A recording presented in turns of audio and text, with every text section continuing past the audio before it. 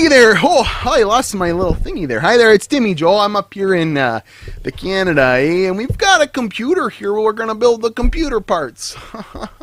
I'm not Cal Kacheski. Hi there, it's Timmy Joe. We're going to build a computer today on newegg.com and newegg.ca. We're going to try and stick to a budget of $1,000 Canadian, and we're going to comparatively see how much it'll cost you Americans and how us Canadians get really screwed over when it comes to the price of computer parts. So Ryzen 5 is here. The coverage is over. I didn't do a video yesterday because I have no business actually doing any Ryzen 5 coverage because I don't have the chips in hand. But we'll talk a little bit more about that after an intro, so cue that shizing up.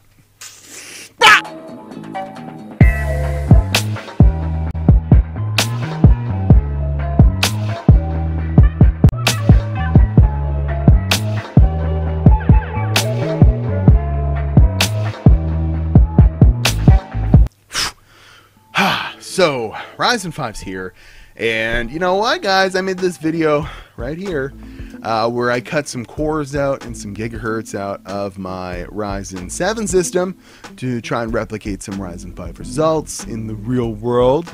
I did some video editing, I did some gaming, I did some benchmarks, and I feel like the general consensus is, hey, it's a Ryzen 7 with a little bit less cores and a little bit less gigahertz. All the journalists out there kind of praising this for being pretty much exactly what you get out of it. It is a binned chips that is a Ryzen 7 that, you know, 2 of the cores don't work as well and they cut them out. So it's really cool. It's a good time to be a computer enthusiast because you can buy Ryzen right now, you can buy Intel. There's a whole whack of price ranges, and what we're going to do today is we're going to build a Ryzen 5 system based on some recommendations from your old pal Timmy Joe. And this comes directly from one of my viewers, Justin Johnson. Says, hey Timmy, I'm from Canada. I was wondering, can you build a gaming PC for $1,000 Canadian? Just list them, you don't have to buy them. It would be really cool and appreciated. Well, Justin, here we go. We're going to do it. Now that Ryzen 5 is out, I think that this budget makes a lot more sense. And, you know, you could do this with a Core i5, but it's better to do it with the new things and kind of see where we can get with that. Now, I've already drummed up some parts on Newegg. I was going to do this on Amazon and put my affiliate link in all the links below, but really Newegg is one of the better sites I find for having up-to-date pricing, and when new products launch, they're very good at having like sales that kind of support the new products, where Amazon, I was having all kinds of trouble really coming up with good stuff for you guys. So if you want to follow along, newegg.com or CA, and you could buy this stuff. I'll leave links to the build on my website, timmyjoe.com, in the blog section. I'll put some pictures and stuff of all the stuff I came up with. But let's just start off with the processor. I picked the Ryzen 1500X, 4 cores, 8 threads, and really it's like getting a Core i7 for Core i5 prices, in my opinion. Now, you might argue that the FPS is not really quite there comparatively to even i5 in games, but I'll come right back at you with it's got double the threads that an i5 has, and in a lot of the review videos I'm seeing it just does a hell of a lot better in multi-threaded workloads. If you're doing any like zipping of files, if you're doing any video editing, if you're doing any picture editing, it's going to allow you to get a lot more information in your computer and, you know, really work with it. And it's kind of future proofing, where if you get an i5, yeah, it's got really great cores and they're fast, but you got to overclock them really to get that kind of performance and know how to do that.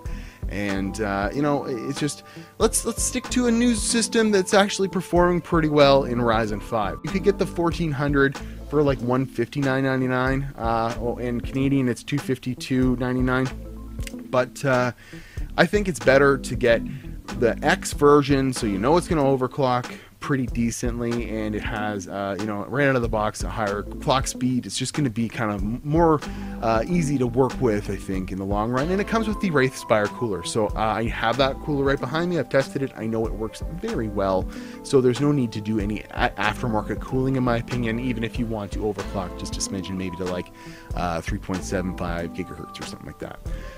Going with that, we need a motherboard, so I picked the ASRock AV350. This is 144 Canadian Deutschmarks, it is $89.99. Oh my god, $50 price difference. More than that. American, and the B350 series, it's still overclocks. It's just got less bells and whistles, really. But ASRock's been one of the manufacturers that have shown that they can update their BIOSes the quickest, and people are having really good results with ASRock boards, so that's why I would recommend going with this one. And on top of that, memory, we're going to go with 8 gigabytes only for $90 Canadian. It is $67.99 American, and the G-Skill Flare X series is made for AMD. It's using some memory from Samsung, apparently, that works really well with the Ryzen memory controller, and people are getting way better overclocks with it. So why not use that RAM and just make sure that in the future you could double this up, and you've got a good set of memory in your hands. And then we need a graphics card. So this is where I really faltered in this. I was hoping, I left it kind of for last. I was hoping to pick an RX 470 or a 1060 or a 1050 Ti that was like really overclocked or something. And with this budget and making sure I had an SSD and a regular hard drive in it, I couldn't do it. And we're stuck with the Radeon RX 460, or maybe you could go with, for just a little extra money, like $5, the GTX 1050 non-Ti edition. Now, that might disappoint some people, but I picked the like an overclocked version, an Asus version, so it's going to have pretty decent gaming performance now. But what this system allows you to do is, in a year from now when Vega's out or Nvidia's got their whole new series out, and you could pick up one of this generation's cards for cheap that's a lot faster, or you could go with the newer generation one once you've got a little more Skrilla in your pocket, and this system will take it. Lovely, amazing, it works great. So you might need to upgrade your graphics card in the future to push like 60 FPS in a lot of the games that are out, be coming out in the next couple of years. But it's another thing with Ryzen. A great thing is you can upgrade your CPU later on too, because the AM4 chipset is set to stay out there for at least like 3 or 4 years. So any new chips that come out should be compatible with this board, and they don't really see RAM changing anytime soon. So this should be a fairly upgradable system for like 3 or 4 years. So that is cool. Speaking of sticking with a solid state drive, I picked an 850 Evo from Samsung. That is $130. It's an M.2, so it fits right in the board. No extra cables, no extra power or anything needed, and it's gonna be real clean. And I did that because it does wonders. Having a mechanical hard drive have your OS on it is it's bad news. It's better, in my opinion, to have that solid state drive, have it right on the board, and in the future, you could upgrade your graphics card, but you're not worrying about moving your OS to a different drive or something like that. This is going to be like set out of the box, ready to go for like a lot of long future times of gaming. Threw in a 1 terabyte Western Digital drive there to put all your Steam games on. It's only $60 Canadian. It's like really cheap American, $44.99. I did that because you need an extra little bit to put your games on. It's just, you're not going to be able to fit everything on your solid state. It's going to really limit you. If you have both of those options for $170, you'll be happy for a long while. And as long as you're not storing a bunch of photos or videos on there, that should pack a lot of games for 1 terabyte. And then we have to talk about the case and power supply. So for about $100, I went with a Thermaltake Duo. They're separate products, but the Thermaltake V4 Black Edition, it is a gaming case that's got room for fans. It's it's got a lot of bays in it and stuff like that, but you're not really going to need them with this build. And it's got just a lot of spots for fans. I thought maybe that would interest you gamers out there, and it's only $54.99. So pretty middle of the line case, but at least it looks good. It's it's got some LEDs in it, so it's pretty nice. And then Thermaltake Smart Series 500 watt SLI Crossfire Ready continuous power supply.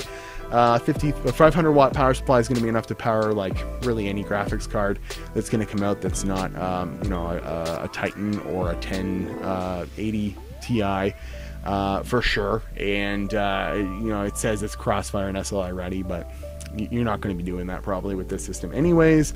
It's just, 500 watts is like the sweet spot for a power supply. You shouldn't need much more than that. Things are getting more power efficient, and should be plenty. So altogether, said and done, that makes the system $926.92 Canadian, so about $927.